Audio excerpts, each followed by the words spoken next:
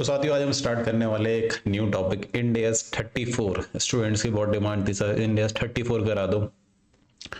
अगर सर मैं इसका लेवल की बात करूं तो बहुत इजी लेवल है इसका। बच्चे पता नहीं क्यों छोड़ के जाते हैं इसको एग्जाम में। ठीक है, सिंपल सी कैलकुलेशन है इस टॉपिक में, कोई रॉकेट साइंस नहीं है। तो साथियों ये है हमारा chapter organiser.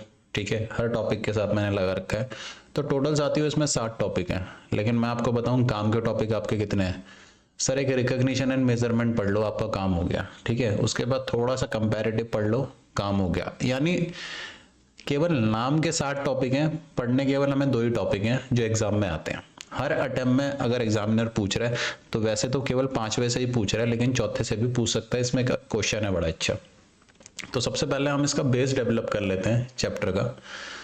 Sir interim financial reporting, मुझे एक बात बताओ, जब आप स्कूल में पेपर देने जाते थे तो क्या आप सीधे फाइनल पेपर देने के लिए जाते थे और एग्जामिनर आपका केवल फाइनल का रिजल्ट बना के देता था? नहीं सर, आपके ना हर 3 महीने में पेपर होते थे स्कूल में। ठीक है, और 3 महीने का आपका रिजल्ट भी आता था। सेम उसी तरीके से कंपनी को भी अपना परफॉर्मेंस जो है वो केवल साल का एक साथ नहीं देते। ठीक है, वो क्वार्टरली हाफ ईयरली अपना परफॉर्मेंस देते रहते हैं। परफॉर्मेंस मतलब कि उनका क्वार्टरली जो है उनका रिजल्ट कैसा रहा। तो साथियों इसे ही बोलते हैं इंटरिम फाइनेंशियल रिपोर्टिंग। यानी 1 साल से कम के अगर आप अपने फाइनेंशियल दे रहे हो, ठीक है, वो होते हैं इंटरिम फाइनेंशियल रिपोर्टिंग, नाम से ही पता लग रहा है। तो सर आपका इंटरिम पीरियड क्या होता है? सर इंटरिम पीरियड होता है आपका लेस देन 1 ईयर। सर ये 11 महीने भी हो सकता है, 10 महीने भी हो सकता है, 9 महीने भी हो सकता है, लेकिन आपके पेपर में जो आएगा वो 3 महीने का ही आएगा, क्वार्टरली। एग्जाम ओरिएंटेड बात करेंगे। अब साथियों इसका प्रेजेंटेशन अगर आपको याद हो, हम इंड एस 1 करके आए हैं अभी। तो इंड एस 1 में क्लियरली बोला है कि इंड एस 1 इंड एस 34 पे एप्लीकेबल नहीं है। तो इसका प्रेजेंटेशन हम कहाँ सीखेंगे? सर ये इंड एस 34 खुद ही प्रेजेंटेशन सिखा देगा आपको। तो साथियों जो आपकी इंटरिम फाइनेंशियल रिपोर्ट है उसका प्रेजेंटेशन यही सिखा देगा आपको। लेकिन समटाइम आप इंटरिम फाइनेंशियल रिपोर्ट को डिटेल में देना चाहते हो, ठीक है, जैसे कि एनुअल फाइनेंशियल स्टेटमेंट बनाते हैं, उस टाइम पे साथियों आपको इंड एस 1 का प्रेजेंटेशन यूज करना पड़ेगा। अब यहाँ पे कंटेंट की बात करूं साथियों, इंटरिम फाइनेंशियल रिपोर्ट में क्या दे सकते हो? तो साथियों आप बैलेंस शीट दे सकते हो, स्टेटमेंट ऑफ पीएल, शॉकी कैश फ्लो, ठीक है, और नोट्स तो ऑब्वियसली बातें आएंगे ही आएंगे। क्या सर हमें यहाँ पे कंपैरेटिव देने की भी जरूरत पड़ती है? हाँ सर कंपैरेटिव भी देते हैं हम, ठीक है, उसका भी डिस्कशन अभी आएगा। उसके बाद ये आप सेफली छोड़ सकते हो एग्जाम के लिए, एग्जाम में नहीं आएगा। उसके बाद ये बी भी सेफली छोड़ सकते हो, एग्जाम में नहीं आएगा। उसके बाद बात करते हैं साथियों कंपैरेटिव की। तो साथियों कंपैरेटिव को समझ लेते हैं। तो साथियों मैंने यहाँ पे एक बहुत ही सिंपल अप्रोच बना रखी है इसको याद रखने की। ठीक है, इसके ऊपर क्वेश्चन नंबर 4.1 है, एग्जाम में अभी तक आया नहीं है लेकिन आ सकता है। तो साथियों एक कंपनी है जो इंटरिम फाइनेंशियल रिपोर्ट बना रही है 1 जुलाई से 30 सितंबर तक है। ठीक है, यानी क्वार्टरली है। कौन सा क्वार्टर है सर? सर ये 2nd क्वार्टर है। तो सर अगर स्टेटमेंट ऑफ प्रॉफिट लॉस हम करंट ईयर का बना रहे हैं, ठीक है, क्वार्टर 2 का, तो हमें पिछले साल का जो कंपैरेटिव देना है वो क्वार्टर 2 का ही देना है। ठीक है, अगर ये हमारा 2002 का चल रहा है तो हमें 2001 का क्वार्टर 2 का कंपैरेटिव यहाँ पे देना है, ये ध्यान रखनी है आपको। उसके बाद जब आप स्टेटमेंट ऑफ पीएल बना रहे हो तो आपको ईयर टू डेट भी करंट ईयर का पीएल का परफॉर्मेंस का रिजल्ट देना है और पिछले साल भी ईयर टू डेट देना है। ठीक है, उसके बाद बात आती है बैलेंस शीट की। सर जब आप करंट ईयर की बैलेंस शीट बनाओगे तो आप ईयर टू डेट बनाओगे। ठीक है, यहाँ पे क्वार्टर का फंडा नहीं चलेगा कि आपने केवल क्वार्टर की बैलेंस शीट बना दी, नहीं, ईयर टू डेट आपको बनानी है। लेकिन जब आप प्रीवियस ईयर का कंपैरेटिव दोगे तो ईयर टू डेट का नहीं दोगे, ईयर टू एंड का दोगे। ठीक है, ये ध्यान रखने वाली बात है। यानी पिछले साल का 31 मार्च तक की बैलेंस शीट आप बना के दोगे। तो केवल बैलेंस शीट में मैंने रेड मार्क कर रखा है क्योंकि बैलेंस शीट में ये एक्सेप्शन दे रखा है कि लास्ट ईयर का ईयर टू एंड देना है। बाकी सब जगह आप देखोगे ईयर टू डेट चल रहा है, लेकिन बैलेंस शीट में ईयर टू एंड है। फिर स्टेटमेंट ऑफ कैश फ्लो और statement of change in equity अगर आप दोगे तो सर ईयर टू डेट दोगे करंट ईयर का, ईयर टू डेट दोगे प्रीवियस ईयर का। ठीक है, तो साथियों अगर मैं आपको इसे बॉक्स बना के बताऊं, देखो साथियों ध्यान से देखो आप,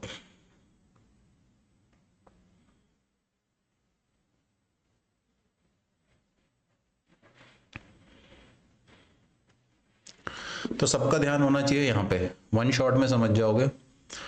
देखो केवल स्टेटमेंट ऑफ पीएल में जब आप बनाते हो इंटरिम फाइनेंशियल, तो इसमें केवल है कि आप quarter two current year, quarter two previous year.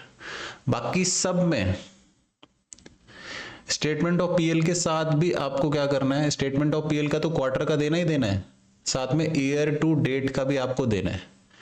लेकिन बस बैलेंस शीट में एक एक्सेप्शन है कि बैलेंस शीट में previous year, year to end देना है। ठीक है, मैंने सिंप्लीफाई कर दिया। तो साथियों एक काम करते हैं, इसका क्वेश्चन नंबर 4.1 देख लेते हैं। और एक ही क्वेश्चन है इस पे, एग्जाम में आ गया, लाइफ शॉर्टेड है आपकी। तो साथियों ये हमारे पास क्वेश्चन आईसीआई का क्वेश्चन है, क्वेश्चन नंबर 4.1। तो यहां पे क्वेश्चन ये कह रहा है कि जो कंपनी है उसका रिपोर्टिंग पीरियड पूछ रहा है। What are the reporting period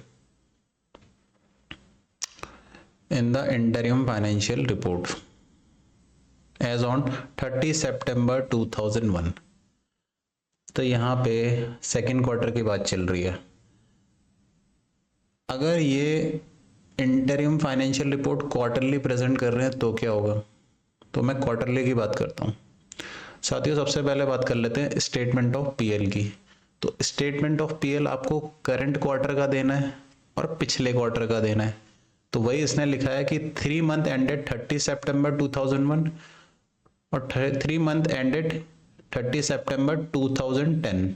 तो ये पिछले साल का है, ये करंट ईयर का है। अब ये स्टेटमेंट ऑफ पीएल में तो देना ही देना है, साथ में करंट ईयर का ईयर टू डेट भी आपको देना है।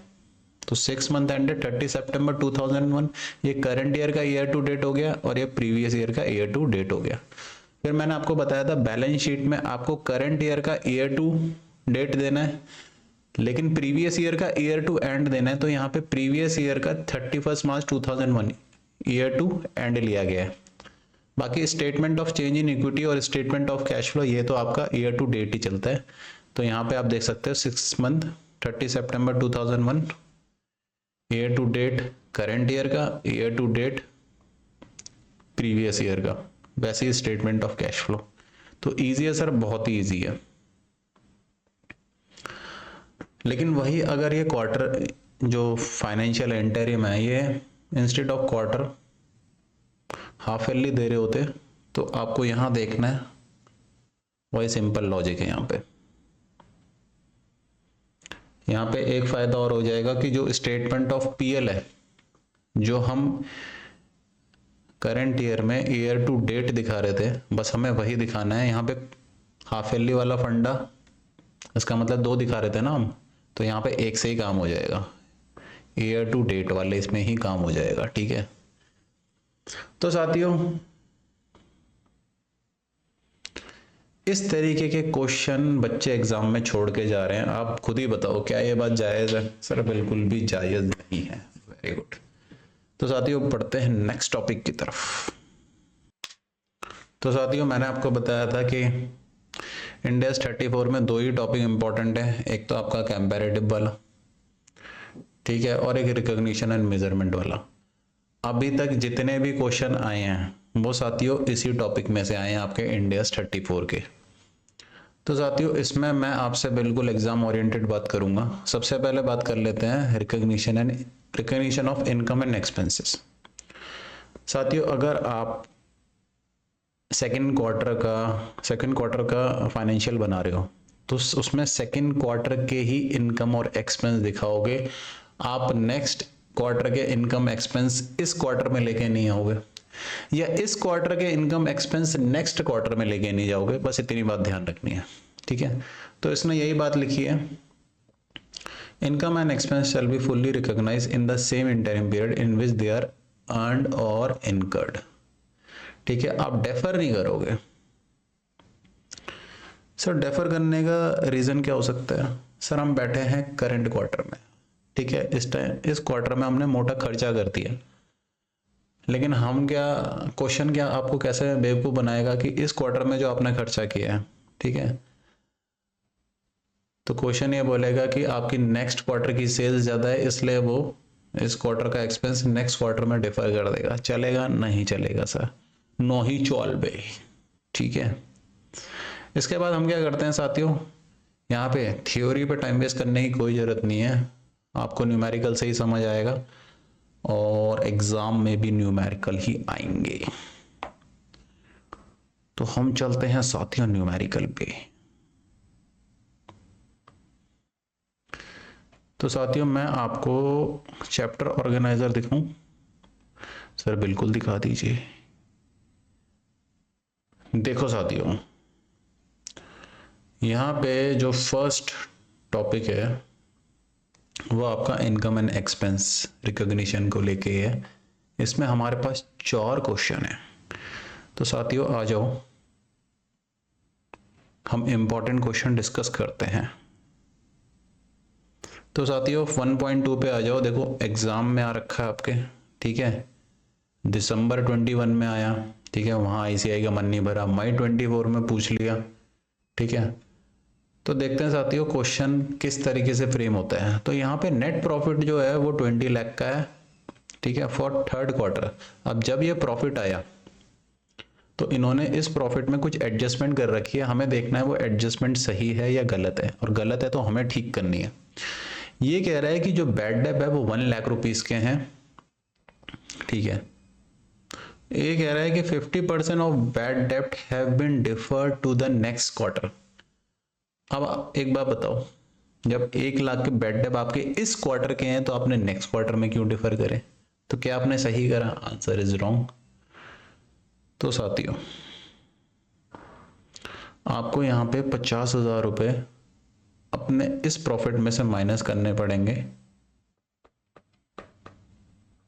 क्योंकि एक्चुअल में इसने केवल 1 लाख में से 50,000 ही माइनस करें, 50% डेफर कर दिए, जो गलती करी है। 50,000 और माइनस कर दो तो इसका मतलब टोटल 1 लाख रुपीज माइनस हो जाएंगे। सेकंड में एडिशनल डेप्रिसिएशन 4.5 लाख का है, resulting from change in method of depreciation, ठीक है। अब साथियों इस क्वार्टर का जो डेप्रिसिएशन है, हम ये मानेंगे कि ये 4.5 लाख इस क्वार्टर का है, ठीक है। और ये 4.5 लाख आया क्यों है? क्योंकि आपने जो मेथड ऑफ डेप्रिसिएशन है वो चेंज कर दिया। इंड AS 8 में हम सीखते हैं ना कि हम मेथड ऑफ डेप्रिसिएशन चेंज कर सकते हैं। इसका हमने क्वेश्चन भी करा है कि जहां पहले हम फुल कॉस्ट पर डेप्रिसिएशन लगा रहे थे, फिर हम कंपोनेंट अप्रोच पर डेप्रिसिएशन लगा रहे हैं, ठीक है, या फिर हम SLM से WDV में जा रहे हैं, कुछ इस तरीके से। तो साथियों इसने सही करा है, एडिशनल डेप्रिसिएशन 4.5 लाख का है, वो इसने माइनस कर दिया इसमें से, उसके बाद ये प्रॉफिट आया, तो ठीक है, कोई दिक्कत नहीं है। तो आपको ये बताना है कि ये ठीक कर रखा है। फिर थर्ड पॉइंट कह रहा है कोई एक्सेप्शनल लॉस हो गया 28,000 का, ठीक है। इसने क्या करा है, 50% इसने डेफर कर दिया नेक्स्ट क्वार्टर में। क्यों करा है भाई नेक्स्ट क्वार्टर में? जब आपका थर्ड क्वार्टर का है तो थर्ड क्वार्टर में ही उसको माइनस करो। तो 28 में से इसने 14 तो माइनस कर दिया, 14 आपको और माइनस करने पड़ेंगे।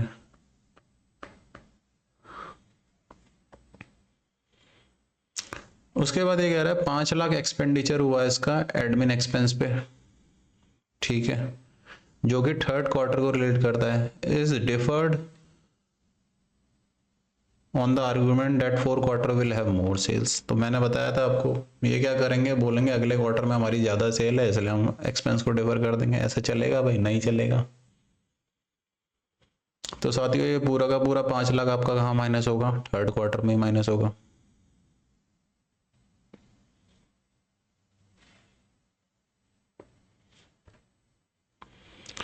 तो साथियों ये सारी एडजस्टमेंट करने के बाद आपको करेक्ट प्रॉफिट निकालना है, ये क्वेश्चन की रिक्वायरमेंट है। Ascertain the correct net profit. तो 3 आइटम आपके माइनस होंगे, 50, 14 और 5 लाख, किस में से? 20 लाख में से। तो देखते हैं 20 लाख में से 50, 14, 5, ये 3 आपने माइनस कर दिए। अब कुछ बच्चे क्या करेंगे, डायरेक्ट ये लिख के आ जाएंगे, ठीक है, और 5 में से एक नंबर लेके आ जाएंगे। साथियों थोड़ा सा आपको ज्ञान भी देना है। जैसे फर्स्ट पॉइंट का मैं आपको बता रहा हूँ, आपको लिख के आना treatment of bad debit not correct, क्योंकि expense should be recognise in the same period accordingly 50,000। तो ये ज्ञानबाजी आपको लिख के आनी है, अपने शब्दों में लिख लेना, ऐसा नहीं है कि आप यहाँ रट के जा रहे हो फिर लिख रहे हो। इसके बाद आप आ जाओ क्वेश्चन नंबर 1.3 में, ठीक है, ये भी एक अच्छा क्वेश्चन है साथियों। तो साथियों करते हैं क्वेश्चन नंबर 1.3, ठीक है।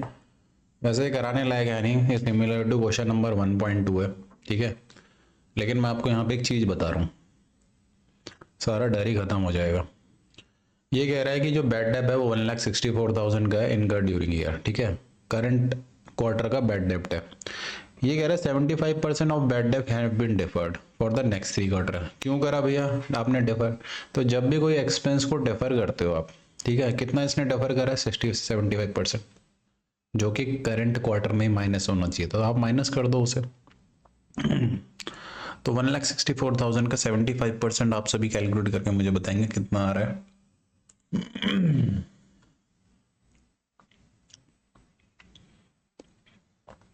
तो सारे जवाब दे रहे हैं सर, ये आ रहा है 1,23,000। तो 1,23,000 हम करंट क्वार्टर में माइनस करेंगे। फिर ये कह रहा है सेल्स प्रमोशन एक्सपेंस जो है 5 लाख का है, ठीक है। ये कह रहा है 90% एक्सपेंसेस ने डेफर कर दिया नेक्स्ट 3 क्वार्टर में। तो साथियों सही करा है, बिल्कुल गलत किया है साथियों। तो एक्सपेंस जब भी आप डेफर करते हो, ठीक है, आपको उसे खींच के आज यहाँ लेके आना है और करंट क्वार्टर में माइनस करना है। तो 5 लाख का 90% कितना हो गया सर? 4.5 लाख। फिर सी पॉइंट ए कह रहा है, ये तो पिछले वाले के जैसा ही है, ठीक है। डी पॉइंट ए कह रहा है एक्स्ट्राऑर्डिनरी लॉस जो है 1,36,000 का है, इनका during the quarter has been fully recognize in this quarter, ठीक है। इसका ट्रीटमेंट आपको बताना है साथियों।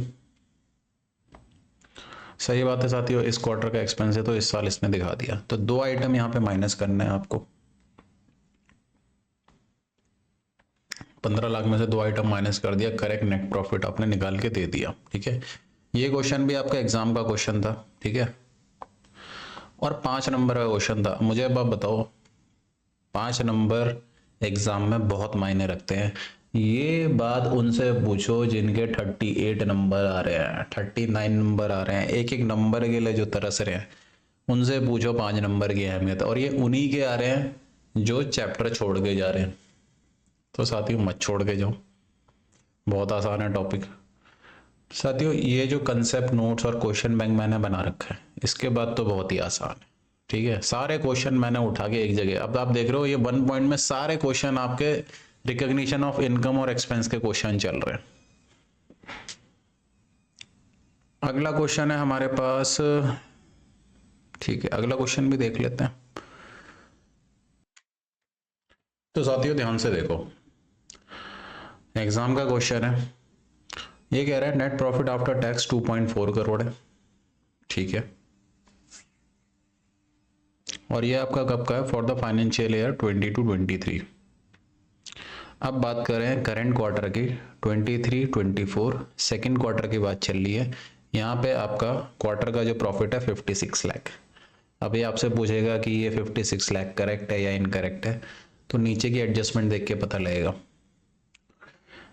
ये कह रहा है कंपनी जो है बोनस डिक्लेयर करती है 5% of its profit of previous financial year. तो प्रीवियस फाइनेंशियल ईयर का जो 2.4 करोड़ का आपको प्रॉफिट दे रखा है, वो फर्स्ट पॉइंट की वजह से दे रखा है क्योंकि इसका 5% आपको बोनस डिक्लेयर करना है। अब यहाँ पे लिखा हुआ है कि ये प्रैक्टिस है, यानी ये प्रथा कई समय से चलती आ रही है। तो एज पर इंड एस 37 आपने पढ़ा था, एक कंस्ट्रक्टिव ऑब्लिगेशन होती है, एक लीगल ऑब्लिगेशन होती है। तो यहाँ पे आप बताओ कौन सी ऑब्लिगेशन है।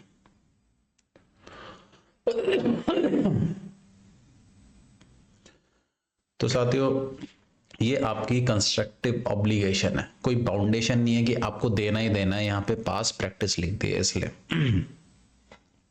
तो 2.4 करोड़ का 5% आप निकालोगे, ठीक है, तो आप इसे निकालोगे तो ये आएगा करीबन 12 लाख के आसपास, ठीक है, 12 लाख ही है। अब इन्होंने करा क्या है,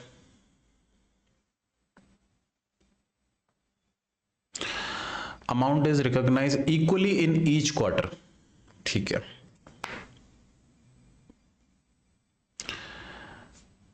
तो हर क्वार्टर में इक्वली अमाउंट को रिकॉग्नाइज किया जाएगा। तो 12 लाख पूरे साल का है, तो हर क्वार्टर में 3 लाख आएगा। लेकिन इन्होंने क्या करा कि इन्होंने बोनस डिक्लेयर करा 1 जून को, लेकिन इन्होंने फुल अमाउंट को रिकॉग्नाइज कर लिया है सेकंड क्वार्टर में। तो साथियों सही करा है सर? बिल्कुल गलत करा है। इसका मतलब इन्होंने गलती क्या करी है, इन्होंने गलती ये करी है कि जो 12 लाख है वो पूरा का पूरा माइनस कर दिया है सेकेंड क्वार्टर से। होना कितना चाहिए था सर? 3 लाख होना चाहिए था, तो इन्होंने 9 लाख एक्स्ट्रा माइनस कर दिए हैं। तो आप क्या करोगे सर? आप इसको रेक्टिफाई करोगे बाय एडिंग 9 लाख। उसके बाद सेकंड पॉइंट पे आते हैं। ये कह रहा है कंपनी इंटेंड, ठीक है, मतलब अभी किया कुछ नहीं है, ऐसा ही करना चाह रहे हैं, to incur major repair and renovation expense for the office building, ठीक है। और एक कोटेशन भी देख रहे हैं वेंडर से, ठीक है। और इन्होंने एक वेंडर को आइडेंटिफाई भी कर लिया और एक्सपेक्ट कर रहे हैं, करा कुछ नहीं है, सब ख्याली प्लाव चल रहा है कि इनका 34 लाख का खर्चा आएगा, ठीक है। और इन्होंने इस खर्चे को, जो ख्याली प्लाव है, उसको इस क्वार्टर में रिकॉग्नाइज भी कर लिया। साथियों सही करा है सर? बिल्कुल गलत किया है सर। जब तक कोई खर्चा हो नहीं जाता तब तक उसे लिखो मत, या फिर कोई आपकी कंस्ट्रक्टिव और लीगल ऑब्लिगेशन नहीं है एज पर इंड एस 37 तो आप लिखो मत। तो सर ये जो आपने माइनस करा है ये गलत किया है, आपको इसे ऐड करना है। थर्ड पॉइंट पे आते हैं। एक एक्सेप्शनल लॉस है 4.2 लाख का, ठीक है, यानी जो हमने सोचा भी नहीं था वो हो गया। During the second quarter due to worker strike 50% exceptional loss has been deferred. भैया डेफर कर दिया है, था ये सेकंड क्वार्टर का, इन्होंने डेफर कर दिया। क्यों करा भाई डेफर? गलत किया है। तो इसी क्वार्टर में माइनस करो, तो इनको क्या करना पड़ेगा, माइनस 4.2 का 50% होगा 2.1 लाख। तो ये इनको इसी क्वार्टर में माइनस करना है। इसने वही पूछा है, करेक्ट नेट प्रॉफिट निकालना है विद रीजन। रीजन भी बताने हैं तभी नंबर मिलेंगे भैया, नंबर नहीं मिलेंगे अगर रीजन नहीं बताए। बबुआ हमको नंबर चाहिए, तो हमें सब बताना है। तो correct profit plus 9 plus 34 minus 2.1 क्या टैली कर रहा है? प्लस 9 प्लस 34 टैली कर रहा है बाबू, ठीक है। इतना करके आओगे केवल 2 नंबर मिलेंगे, रीजन भी लिख के आओगे पूरे 5 नंबर मिलेंगे, ठीक है। ये सारी कहानी अपने शब्दों में लिख के आनी है। बढ़ते हैं नेक्स्ट टॉपिक की तरफ। तो साथियों नेक्स्ट आप आ जाओ टैक्स एक्सपेंस। हम देखते हैं कि इंटरिम रिपोर्टिंग में टैक्स एक्सपेंस कैसे कैलकुलेट करना है। तो यहाँ पे हम कैलकुलेशन सीखनी है और उसके साथ अलोकेशन सीखनी है। तो साथियों यहाँ पे जो बिजनेस में इनकम होती है, तो इस चैप्टर में 2 कैटेगरी में डिवाइडेड है। एक तो नॉर्मल बिजनेस प्रॉफिट होगा और एक आपकी स्पेशल इनकम होगी जिसमें स्पेसिफिकली कैपिटल गेन आता है, उसके अलावा कुछ नहीं आता, ठीक है। घबराने की जरूरत नहीं है, बहुत ही आसान है यहाँ पे टैक्स एक्सपेंस कैलकुलेट करना। साथियों यहाँ पे आपको weighted average tax rate calculate करना है। अब इसके लिए मैं आपको सीधे ले चलता हूँ क्यूए पे, वहीं पे सीखते हैं, ठीक है, और वहीं पे समझते हैं इसको। यहाँ पे टाइम देने से कोई फायदा नहीं है, ये समझ में वहीं से आएगा। तो हमारे पास जो क्वेश्चन है, क्वेश्चन नंबर 2.1 ले लो। तो साथियों सबसे पहले आपको क्या करना है, टोटल इनकम निकालनी है, यानी एनुअल इनकम निकालनी है। तो इस क्वेश्चन को देखते हैं, बहुत ही सिंपल है, टेंशन लेने वाली कोई बात नहीं है। 15,000 रुपये जो है प्री टैक्स प्रॉफिट है ईच क्वार्टर। अब साथियों एक क्वार्टर का 15,000 है, तो एनुअल इनकम आपकी हो जाएगी 15,000 इंटू 4 60,000। उसके बाद ये कह रहा है जो टैक्स रेट है, आपको पता ही है टैक्स रेट जो है स्लैब में लगता है। अच्छा सर, हाँ जी। तो यहाँ पे जो कॉर्पोरेट टैक्स रेट है वो 20% दे रखा है ऑन फर्स्ट 20,000। तो 60,000 में से 20,000 पे आपका लग जाएगा 20% का रेट, और जो 20,000 से ऊपर है उस पर लगेगा 40% का रेट। तो अकॉर्डिंगली आप एनुअल टैक्स एक्सपेंस निकालोगे, 20,000 पे 20%, 40,000 पे 40%, तो आपका कैलकुलेशन के बाद आ जाएगा 20,000। बस इतनी ही कैलकुलेशन है, कोई डरने वाली बात नहीं है। तो आपकी एनुअल इनकम आ गई, एनुअल टैक्स रेट आ गया। अब आपको क्या करना है, वेटेड एवरेज टैक्स रेट निकालना है। तो क्या करना है, tax rate divided by total income into 100। तो साथियों आपका जो वेटेड एवरेज टैक्स रेट आ गया 33.33%। ठीक है, सबसे पहला काम यही है। उसके बाद आपको ये देखना है कि हर क्वार्टर में कितनी इनकम है, और उस इनकम पे आपको वेटेड एवरेज टैक्स रेट से मल्टीप्लाई कर देना है। तो यहाँ पे profit before tax first quarter का 15,000, उस पर 33.33% आप टैक्स एक्सपेंस कैलकुलेट कर लोगे। इस तरीके से हर क्वार्टर का टैक्स एक्सपेंस आपको कैलकुलेट करना है। तो साथियों बहुत ही सिंपल है, कोई रॉकेट साइंस इसमें है नहीं। अब यहाँ पे जो सेकंड क्वेश्चन है वो आप खुद से कर लोगे, मैं हिंट दे देता हूँ आपको। यहाँ पे 60,000 जो है आपका वो फर्स्ट क्वार्टर का प्रॉफिट है, ठीक है। लेकिन जो आगे के क्वार्टर है आपके सेकंड, थर्ड, फोर्थ, उसमें हर क्वार्टर में 15,000 रुपए का लॉस है। ठीक है साथियों, तो अकॉर्डिंगली आपका जो एनुअल प्रॉफिट हो गया साथियों वो कितना हो जाएगा सर, 60,000 माइनस 15,000 इंटू 3, तो एनुअल प्रॉफिट आपका हो गया 15,000। ठीक है, और इसमें जो टैक्स रेट लग रहा है आपका वो कह रहा है 20% फॉर फर्स्ट 20,000। तो साथियों बंदा यहीं रहेगा, क्योंकि 15,000 एनुअल प्रॉफिट है, तो उस पे 15% का टैक्स लग जाएगा 15,000 पे। तो अकॉर्डिंगली कैलकुलेट करोगे आप 15,000 इंटू 20%, ये आ जाएगा 3,000। तो वेटेड एवरेज टैक्स रेट आ जाएगा 20%। अब आपको कुछ नहीं करना, जो क्वार्टरली आपका प्रॉफिट है उस पे आपका टैक्स एक्सपेंस आ जाएगा। अब यहाँ पे क्या चाहिए, फर्स्ट क्वार्टर में तो टैक्स एक्सपेंस आएगा, अब सेकंड क्वार्टर में आपका लॉस आ रहा है तो यहाँ पे टैक्स सेविंग आएगा। ठीक है, 3,000 3,000 3,000 ये आपका टैक्स सेविंग है। अब ये जो क्वेश्चन है ये आपके एमसीक्यू में भी फ्रेम हो सकते हैं 2 मार्क्स में। ठीक है, आपको ये पूरा क्वेश्चन दे देगा और बोलेगा थर्ड क्वार्टर का हमें बताओ टैक्स एक्सपेंस हुआ है या टैक्स सेविंग हुआ है। ठीक है, तो इजीली आप टैकल कर सकते हो इसको। उसके बाद यहाँ पे जो मजेदार सम है आपका, ये एक 2.3 में भी कुछ नया टैक है आपका, नया टैक। हाँ सर, इसमें कैरी फॉरवर्ड का फंडा है कि बिजनेस का जो एक कैरी फॉरवर्ड लॉस पड़ा हुआ है 600 लाख का। ठीक है, अब कैरी फॉरवर्ड लॉस क्या इस साल में एडजस्ट होता है? ऑब्वियसली होता है, इनकम टैक्स एक्ट में पढ़ रखा है आपने। तो यहाँ पे देखो, यहाँ पे इनका 900 लाख का हर एक क्वार्टर का प्रॉफिट है। तो सर 900 लाख अगर हर क्वार्टर का प्रॉफिट है तो पूरे साल का हो जाएगा 3600।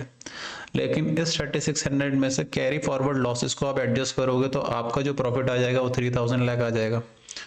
अब ये जो 3000 लाख प्रॉफिट है आपका, आपको ये देखना है कि इस पर टैक्स एक्सपेंस कितना बन रहा है। तो साथियों यहाँ पे इनकम टैक्स रेट की एक ही स्लैब है, सीधा 40% लगा दोगे आप।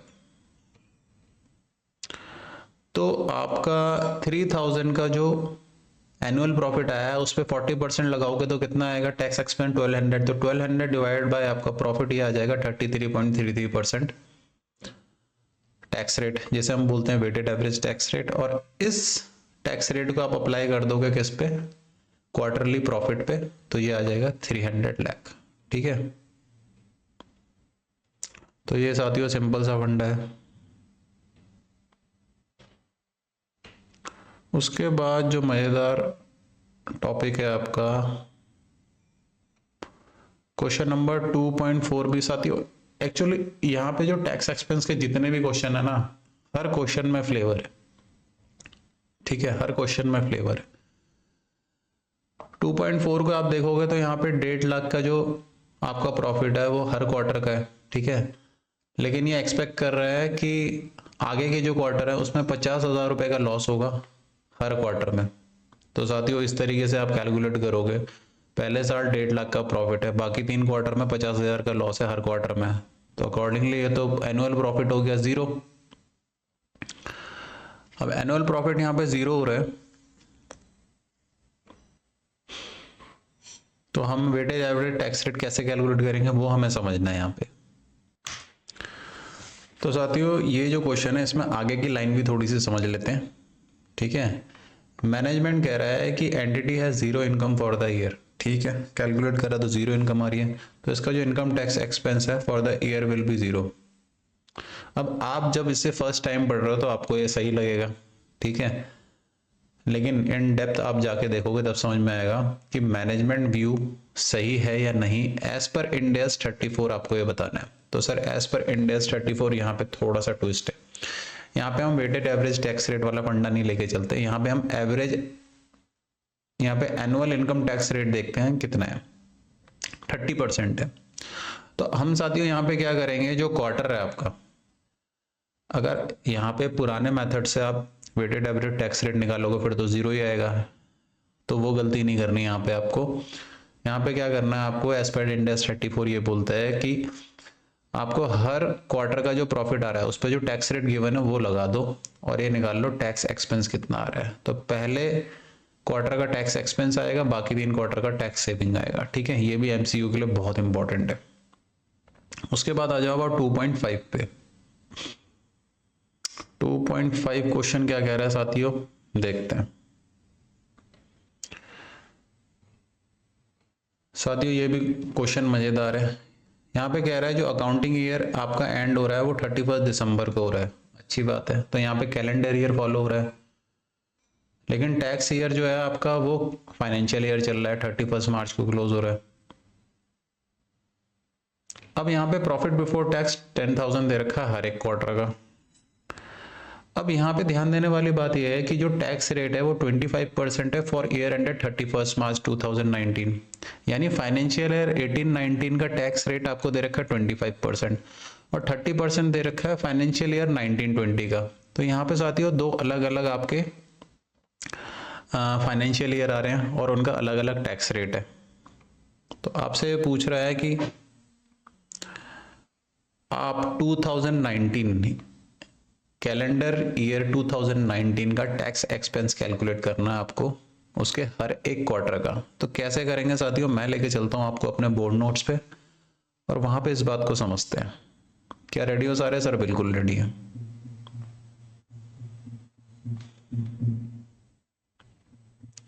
यहाँ पे आ जाओ साथियों 2.5 में। यहाँ पे देखो फाइनेंशियल ईयर 18-19 का आपका चल रहा है, ठीक है। यहाँ पे जो आपका टैक्स एक्सपेंस दे रखा है वो है 25%। अब ये साथियों आपका जनवरी टू मार्च, ठीक है। और फाइनेंशियल ईयर 19-20 इसमें आपका चल रहा है अप्रैल टू दिसंबर, ठीक है। इसमें टैक्स रेट चल रहा है 30%। ये फोटो आपके दिमाग में क्लियर है तो साथियों आगे दिक्कत कुछ भी नहीं है। अब यहाँ पे क्या है, यहाँ पे 25% आपको फर्स्ट क्वार्टर का दे रखा है, तो साथियों कुछ नहीं करना, जो प्रॉफिट है उस पर 25% लगा दो, 2500 आपका टैक्स एक्सपेंस आ गया। और जो आगे के क्वार्टर है इसमें आपका टैक्स रेट दे रखा है 30%, तो इस पे आप रेट लगा दो, टैक्स एक्सपेंस कैलकुलेट कर लो, दैट्स इट, गेम ओवर। तो क्वेश्चन, अगर ये क्वेश्चन आपके पेपर में आए तो सबसे पहले ये डायग्राम आपके दिमाग में आ जाना चाहिए इतना। तो साथियों लाइफ झिंगा लाला, बिल्कुल सर। ये जो चैप्टर है मेरे नज़रिए से ये एक बोनस चैप्टर है जो बच्चे छोड़ के जाते हैं, मुझे नहीं पता क्यों छोड़ के जा रहे हैं। MCQ में ICI लपेट लेता है, ठीक है, और कभी कभार तो डिस्क्रिप्टिव में भी लपेट लेता है, 5-5 नंबर 6-6 नंबर फ्री के देखे जाता है। उसके बाद जो क्वेश्चन नंबर 2.6 है, ये भी आपका अच्छा क्वेश्चन है, एग्जाम में आ रखा है और आप देखोगे बहुत ही आसान क्वेश्चन है। यहाँ पे क्या है, आपकी एनुअल इनकम है 33 लाख। अब मैंने आपको कंसेप्ट जब स्टार्टिंग में कराया था, मैंने कहा था एनुअल इनकम में आपका कैपिटल गेन इनकम भी हो सकता है, तो यहाँ पे कैपिटल गेन भी दे रखा है आपको 8 लाख रुपीस। अब ये जो आपका कैपिटल गेन इनकम है ये बता रहा है कि ये क्वार्टर थर्ड में आपका कैपिटल गेन हुआ है 8 लाख रुपए का, ठीक है।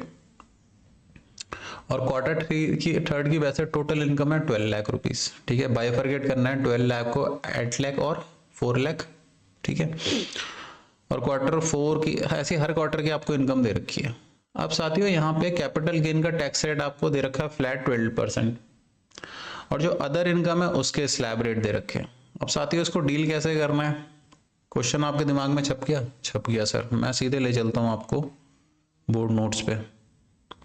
अब यहाँ पे देखो, सबसे पहले तो जो 33 लाख है उसमें से जो नॉर्मल प्रॉफिट है वो 25 लाख का है और 8 लाख का कैपिटल गेन है। अब ये जो 25 लाख है इस पे आपको निकालना है वेटेड एवरेज टैक्स रेट। तो वो कितना आएगा?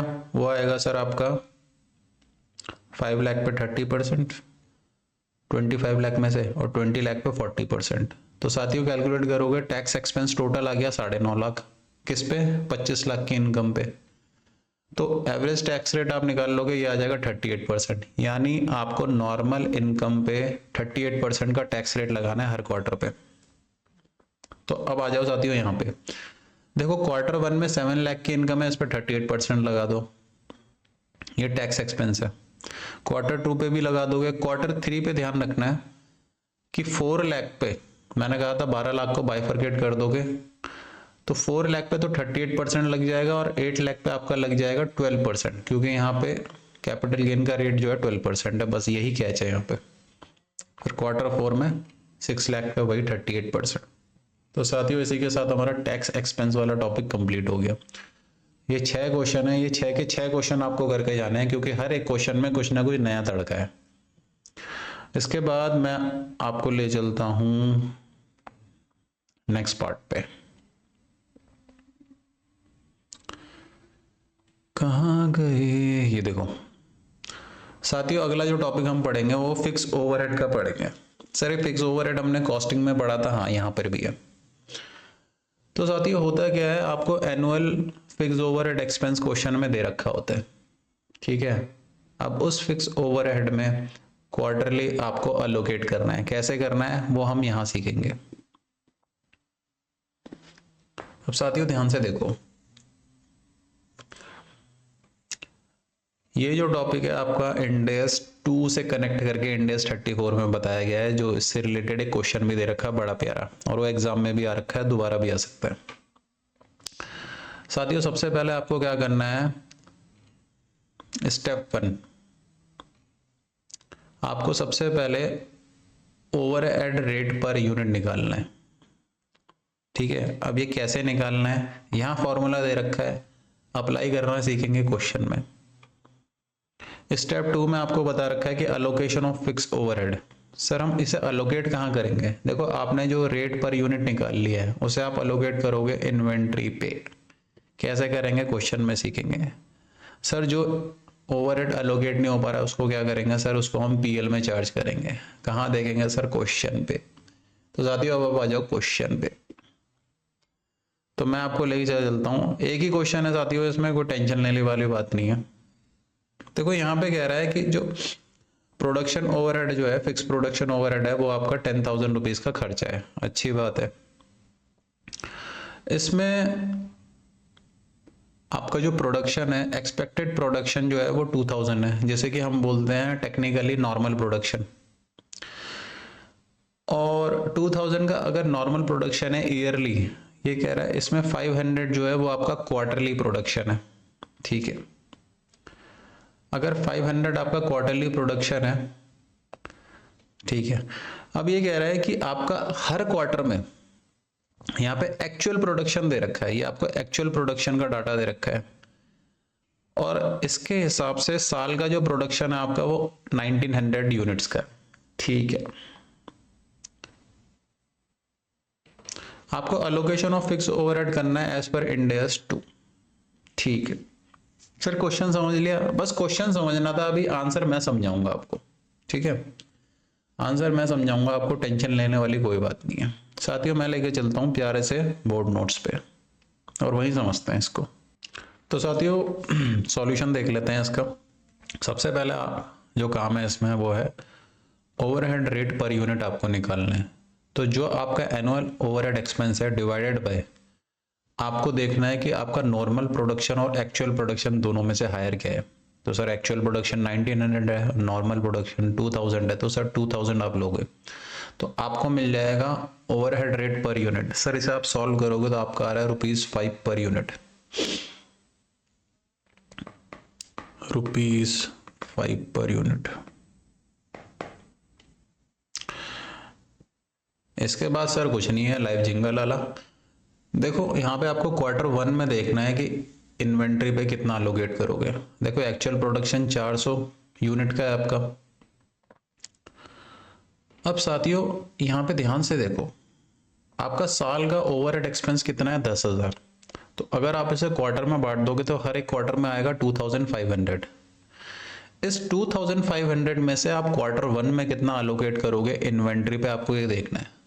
तो allocate to cost of inventory, बड़ा लॉजिकली बताऊंगा रिवीजन क्लास में भी आपको कि देखो आपका एक्चुअल प्रोडक्शन है वो तो 400 यूनिट का है।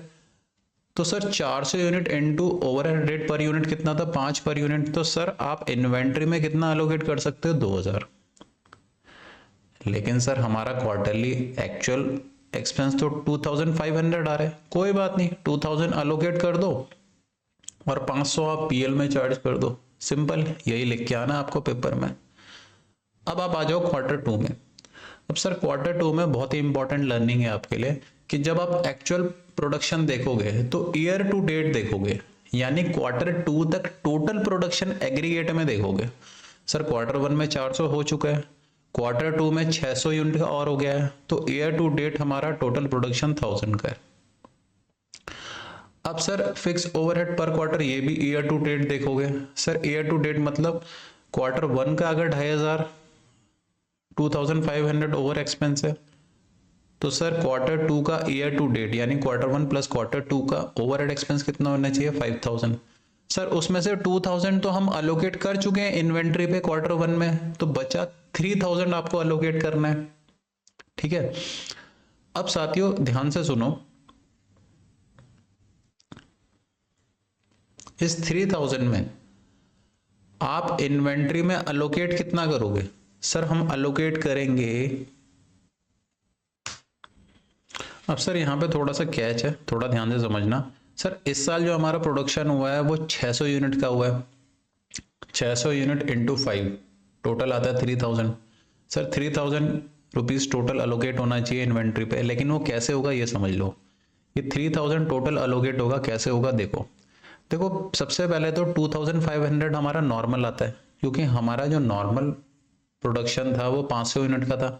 तो उस हिसाब से 500 unit into 5 rupees per unit, 2500 तो हमने डायरेक्ट कर दिया नॉर्मल प्रोडक्शन के बेसिस पे। लेकिन सर हमने एक्स्ट्रा भी तो बनाया है, ठीक है, 500 बनाना चाहिए था, हमने 600 बना दिया। सर हम बोलेंगे कंपनी से तुमने कोई एहसान नहीं किया, पिछली बार लॉस भी तो किया था। तो जो पिछली बार लॉस हुआ था 500 रुपीज का पिछले क्वार्टर में, उसे हम रिवर्स कर देंगे और यहाँ अलोकेट कर देंगे इन्वेंट्री पे। तो आपको ये लिख के आना है एग्जाम में, reverse from PL charge in Q1 and allocate to cost of inventory in Q2। ठीक है, तो साथियों इस क्वेश्चन में जो इंपॉर्टेंट पार्ट है सबसे ज्यादा और अंडरस्टैंडिंग वाला पार्ट है वो यही है। चलते हैं Q3 में। Again actual production year to date देखोगे, ठीक है, केवल क्वार्टर का नहीं देखोगे। तो यहाँ पे 1500 यूनिट का प्रोडक्शन हुआ है, और सर होना भी 1500 का ही चाहिए था। अगर हम नॉर्मल से कंपेयर करें एक्चुअल को तो 1500 का ही होना चाहिए था। तो यहाँ पे देखो अगर एक क्वार्टर का 2500 है तो 3 क्वार्टर का हो गया 7500 माइनस 5000 आप ऑलरेडी अलोकेट कर चुके हो पहले Q1 और Q2 में। तो बचा हुआ 2500 आपको अलोकेट करना है, और सर यहाँ तो डायरेक्टली अलोकेट हो जाएगा 500 यूनिट पे 5 रुपीज। पीएल में कितना जाएगा, यहाँ पे निल जाएगा, क्योंकि यहाँ पे सब सही चल रहा है, कोई दिक्कत नहीं है। Q4 में, ये Q4 है आपका, Q4 में हम year to date actual production देखेंगे, यहाँ पे 1900 है। तो साथियों जैसे ही आपको नॉर्मल प्रोडक्शन से प्रोडक्शन कम दिखे, आपके दिमाग की बत्ती जल जानी चाहिए कि भैया यहाँ तो लॉस में जाएगा, यहाँ तो पीएल में जाएगा मामला। अब साथियों समझते हैं। देखो total production year to date fix overhead जो खर्चा है वो है 10,000 रुपीज, उसमें से 7,500 ऑलरेडी अलोकेट हो चुके हैं क्वार्टर 1 2 3 में, तो बचा हुआ 2,500 आप अलोकेट करोगे। लेकिन सर 2,500 कहाँ से करोगे जब इतना प्रोडक्शन ही नहीं हुआ? प्रोडक्शन तो हुआ है 400 यूनिट का, तो 400 यूनिट के हिसाब से 5 रुपए के हिसाब से आप 2,000 रुपीज अलोकेट करोगे और बैलेंस चले जाएगा आपका पीएल। तो साथियों इस क्वेश्चन को पूरा लॉजिक के साथ समझाने की कोशिश करिए, आई एम श्योर आपको क्लियर है। ठीक है, आप अगर इसका सॉल्यूशन डायरेक्टली बुक से पढ़ोगे तो दिमाग की दही हो जाएगी। अच्छा, इसमें एक एडवाइस और है, ये जो मैंने आपको दिखा रखा है ये आपको वहां डायग्राम फॉर्म में नहीं बना के आना है, आपको वहां पे डिस्क्रिप्टिव फॉर्म में जैसे आईसीआई ने अपने मटेरियल में दे रखा है वैसे ही लिख के आना है, तो ही नंबर मिलेंगे। ठीक है, नंबर ना मिलने का कारण भी आपको बता रहा हूँ साथियों। बच्चे क्या कर रहे हैं, ऐसे ही वहां डायग्राम बना के आ रहे हैं। नहीं साथियों, आपको डिस्क्रिप्टिव फॉर्म में पूरा लिख के आना है। ठीक है, पीएल बैलेंसिंग फिगर 500 लिख दोगे नंबर नहीं मिलेंगे। ठीक है, आईसीआई मैट का जो आंसर है वो भी दिखा देता हूं मैं आपको, वैसे ही लिख के आना है तो ये बात बनेगी, हमें तो नंबर चाहिए भैया। ये देखो आपको ये लिखना है, unallocated fix production overhead charge at expense ₹500, ऐसे लिख के आना है आपको, तब जाके नंबर मिलेंगे। फिर सेकंड क्वार्टर में हमने कहा था reverse by way of credit to statement of PL in second quarter ₹500, ऐसे लिख के आना है आपको। ठीक है साथियों, अल्टीमेटली हमारा टारगेट क्या है इस रिवीजन का? सर नंबर खींचना। ठीक है, अल्टीमेटली टारगेट जो है, और वो हम खींच के रहेंगे। इसके बाद देखते हैं साथियों अगला कौन सा टॉपिक बचा है इसमें।